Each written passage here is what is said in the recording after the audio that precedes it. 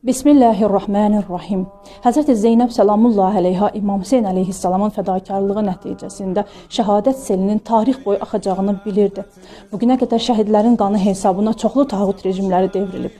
Tarix boyu İslamın və şiəliyin yaşaması Kərbala şəhidlərinin qanının nəticəsidir. Bütün müasir İslam inqilablarının damarlarında İmam Hüseyn əleyhissalamın qanı axıb.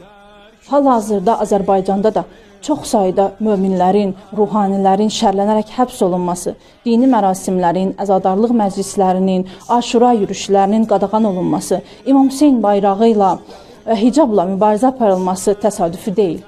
Yezidi hakimiyyət, İmam Hüseyn, Həzrəti Zeynəb və Əhl-i Beyt əleyhimussalamın məktəbinin bizə hansı dəyərləri öyrətdiyini yaxşı bilir.